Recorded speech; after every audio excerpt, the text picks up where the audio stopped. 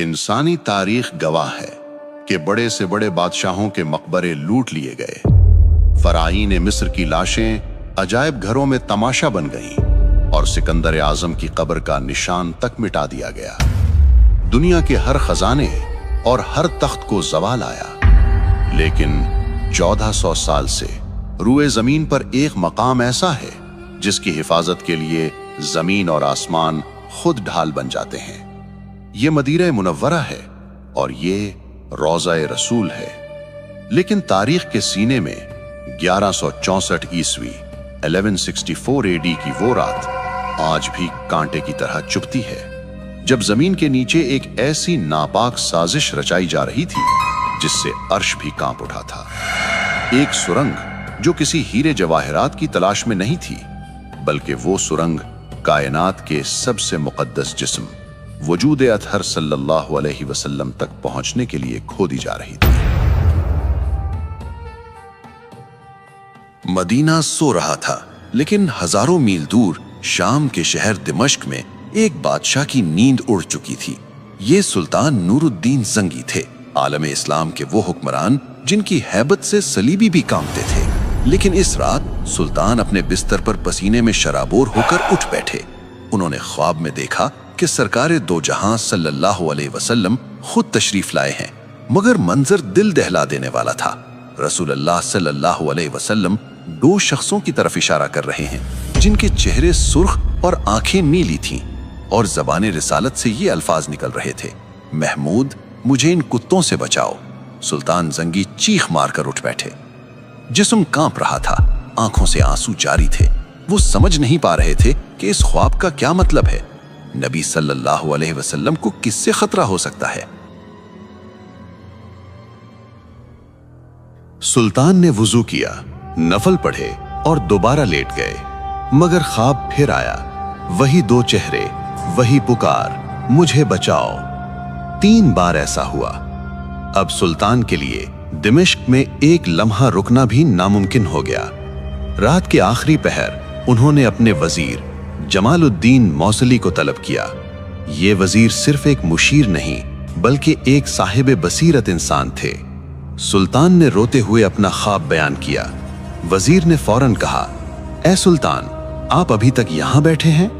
مدینہ منورہ پر کوئی بڑی آفت آئی ہے، آپ کو فوراً وہاں پہنچنا ہوگا۔ اسی وقت حکم جاری ہوا۔ یہ کوئی سرکاری دورہ نہیں تھا، یہ ایک خفیہ مشن تھا۔ سلطان نے 20 بہترین گھڑ سوار اور بہت سارا مال و دولت ساتھ لیا اور دمشق سے مدینہ کی طرف ہوا کے گھوڑوں پر سوار ہو گئے۔ تاریخ لکھتی ہے کہ وہ سفر جو مہینوں میں طے ہوتا تھا، سلطان نے صرف 16 دن میں طے کر لیا۔ وہ راستے میں کہیں نہیں رکے، نہ آرام کیا، نہ سوئے۔ ان کی آنکھوں میں صرف ایک ہی تصویر تھی، وہ 2 خوفناک چہرے۔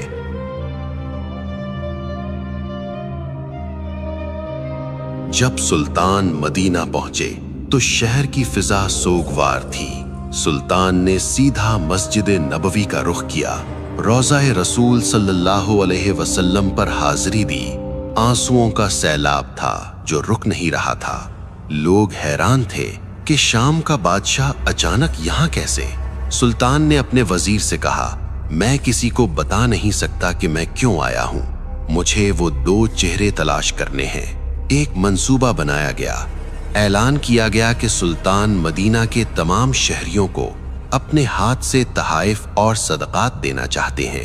مقصد یہ تھا کہ مدینہ کا ہر ایک شخص سلطان کے سامنے سے گزرے۔ اگلے دن مسجد نبوی میں ہجوم لگ گیا۔ شہر کا ہر بوڑھا، بچہ اور جوان قطار میں کھڑا تھا۔ سلطان ہر چہرے کو غور سے دیکھتے اور پھر مایوسی سے نظر ہٹا لیتے۔ گھنٹے گزرتے گئے، لوگ آتے گئے، تحائف لیتے گئے، مگر وہ 2 چہرے کہیں نظر نہیں آئے۔ یا رسول اللہ۔ شام ہو چکی تھی، خزانہ خالی ہو گیا، مگر سلطان کی تلاش ادھوری تھی۔ وہ پریشان تھے کہ کہیں خواب محض وہم تو نہیں تھا، مگر دل گواہی دے رہا تھا کہ خطرہ ابھی ٹلا نہیں ہے۔ سلطان نے مدینہ کے گورنر سے پوچھا: کیا کوئی ایسا شخص باقی ہے جو مجھ سے ملنے نہ آیا ہو؟ گورنر نے سوچا اور جواب دیا: نہیں سلطان، सब आ चुके हैं, सिवाय 2 मगरबी यानी मोरक्कन ज़ायरीन के। वो बहुत नेक और मुत्तकी लोग हैं। वो किसी से कुछ नहीं लेते, बल्कि खुद खैरात करते हैं। ये सुनते ही सुल्तान नूरुद्दीन जंगी की आंखों में एक चमक आ गई। उनका दिल जोर से धड़का।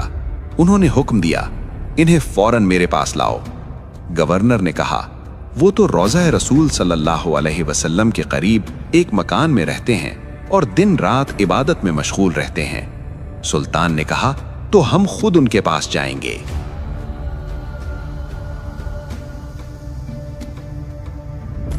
सुल्तान अपने मुहाफिजों के साथ मस्जिद नबवी के करीब इस छोटे से मकान में दाखिल हुए। वहां 2 शख्स मौजूद थे, लंबी दाढ़ियां, हाथों में तस्बीह और चेहरों पर बज़ाहिर नूर। लेकिन जूं ही सुल्तान जंगी की नजर इन पर पड़ी तो इनके पैरों तले जमीन निकल गई। ये वही 2 चेहरे थे, वही सुर्ख रंगत, वही नीली आंखें, ये वही शैतान सिफत इंसान थे जिन्हें नबी करीम सल्लल्लाहु अलैहि वसल्लम ने ख्वाब में दिखाया था। सुल्तान ने गुस्से पर काबू पाते हुए पूछा, तुम कौन हो और यहाँ क्यों आए हो? उन्होंने मासूमियत से जवाब दिया, हम मराकिश से हज के लिए आए थे और अब नबी सल्लल्लाहु के पड़ोस में रहने की सआदत हासिल कर रहे हैं। सुल्तान ने गरज कर कहा, सच बोलो, इससे पहले कि मैं सख्ती करूं। वो कसमें खाने लगे कि वो सिर्फ इबादत गुजार हैं। सुल्तान ने इधर उधर देखा।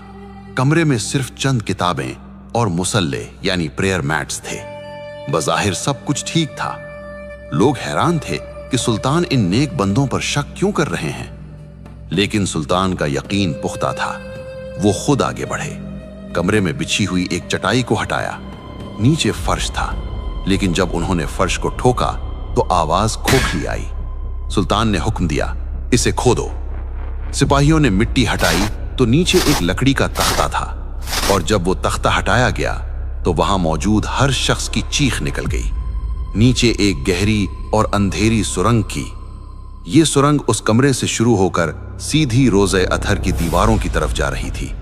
सिर्फ चंद गज का फासला रह गया था। अगर सुल्तान जंगी के आने में एक दिन की भी ताखीर हो जाती तो ये जालिम अपने नापाक अज़ाइम में कामयाब हो जाते। अब वो दोनों कांप रहे थे। सुल्तान की तलवार उनके सर पर थी।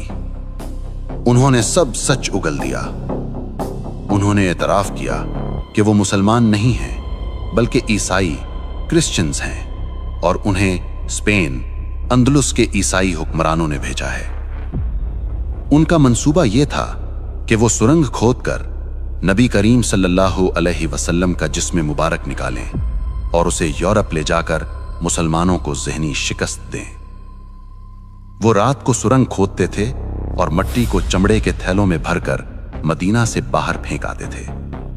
वो बज़ाहिर रोजे रखते और नमाजें पढ़ते ताकि किसी को शक ना हो। ये सुनकर वहां मौजूद हर मुसलमान की आंखों में खून उतर आया। सुल्तान नूरुद्दीन जंगी ज़ारो क़ितार रोने लगे। उन्होंने अल्लाह का शुक्र अदा किया। ऐ अल्लाह, तेरा करोड़ों बार शुक्र है कि तूने इस खिदमत के लिए इस नाचीज नूरुद्दीन को चुना। अगली सुबह मदीना की तारीख का एक इबरतनाक दिन था। इन दोनों मुजरिमों को उसी जगह लाया गया जहां उन्होंने ये साजिश रचाई थी। सुल्तान के हुक्म पर इन दोनों को मस्जिद नबवी के बाहर इबरतनाक सजा दी गई। उन्हें कत्ल कर दिया गया ताकि रहती दुनिया तक कोई दोबारा ऐसी जसारत करने का सोच भी न सके। ये फितना तो खत्म हो गया, लेकिन सुल्तान का दिल अब भी बेचैन था। उन्हें डर था कि मुस्तकबिल में कोई और ऐसा हमला न करे। इसलिए उन्होंने एक ऐसा फैसला किया जो आज भी मदीना की जमीन के नीचे महफूज है। सुल्तान नूरुद्दीन जंगी ने मदीना छोड़ने का इनकार कर दिया। उन्होंने माहिर तामीरात यानी आर्किटेक्ट्स को बुलाया और हुक्म दिया कि मुझे रोज़े रसूल सल्लल्लाहु अलैहि वसल्लम के गिर्द एक ऐसा हिसार चाहिए जिसे कोई लोहा न काट सके और कोई सुरंग न तोड़ सके। फैसला हुआ कि सीसा पिलाई हुई दीवार बनाई जाएगी। कब्र अनवर के चारों तरफ गहरी खंदक खोदी गई। तारीख बताती है कि यह खंदक इतनी गहरी थी कि पानी की सतह यानी वाटर लेवल तक पहुंच गई। फिर इस खंदक में पिघला हुआ सीसा डाला गया। टनों के हिसाब से सीसा पिघलाया गया और जमीन के अंदर एक ठोस धाती दीवार खड़ी कर दी गई। ये दीवार आज भी 900 साल गुजरने के बाद रोज़ा-ए अथर के गिर्द एक पहरेदार की तरह मौजूद है। न कोई सुरंग इसे पार कर सकती है, न कोई आला इसे तोड़ सकता है। लेकिन याद रखें, ये वाहिद कोशिश नहीं थी। तारीख में ऐसे 5 बड़े वाकयात मिलते हैं जब दुश्मनों ने इस मुकद्दस मकाम तक पहुंचने की नापाक जसारत की। कभी मिस्र के पागल हुक्मरान अल हाकिम बे अम्रिल्लाह ने कोशिश की तो अल्लाह ने मदीना पर ऐसा तूफान भेजा कि लश्कर तबाह हो गया। कभी सलीबी जंगजू रिनॉल्ड ऑफ शातिलिन ने बहरे अहमर में बहरी बेड़ा उतारा और कसम खाई कि वो नऊजुबिल्लाह नबी सल्लल्लाहु अलैहि वसल्लम के जिस्म को निकाल कर ले जाएगा, मगर हर बार नतीजा एक ही निकला। अल्लाह ने अपने महबूब की हिफाजत का जिम्मा खुद लिया है, जैसा कि कुरान में इरशाद है, वल्लाहु यासिमुका मिनन नास, और अल्लाह आपको लोगों के शर से महफूज रखेगा। आज जब हम मदीना जाते हैं और उस सब्ज गुंबद को देखते हैं तो हमें याद रखना चाहिए कि इस अमन के पीछे कितने पहरेदारों की कुर्बानियां हैं। सुल्तान नूरुद्दीन जंगी सिर्फ एक बादशाह नहीं थे, वो एक सच्चे आशिक़े रसूल थे। अल्लाह ने उन्हें बादशाहत इसलिए दी थी ताकि वो अपने हबीब सल्लल्लाहु अलैहि वसल्लम के आराम की हिफाजत कर सकें। ये वाक़या हमें बताता है कि इश्क़े रसूल सल्लल्लाहु अलैहि वसल्लम सिर्फ दावा नहीं बल्कि अमल का नाम है। जब भी नामूसे रिसालत पर आंच आएगी तो अल्लाह किसी न किसी नूरुद्दीन जंगी को खड़ा कर देगा। अगर आपके दिल में भी मदीना मुनव्वरा की मोहब्बत जिंदा है तो कमेंट में सल्लल्लाहु अलैहि वसल्लम या सुभान अल्लाह लिखकर अपनी हाजिरी लगवाएं। इस वीडियो को ज्यादा से ज्यादा शेयर करें ताकि हमारी आने वाली नस्लों को पता चले कि हमारे असलाफ ने इस दीन की हिफाजत कैसे की थी। अल्लाह हम सबको रोज़ा-ए रसूल सल्लल्लाहु अलैहि वसल्लम की ज़ियारत नसीब फरमाए। आमीन।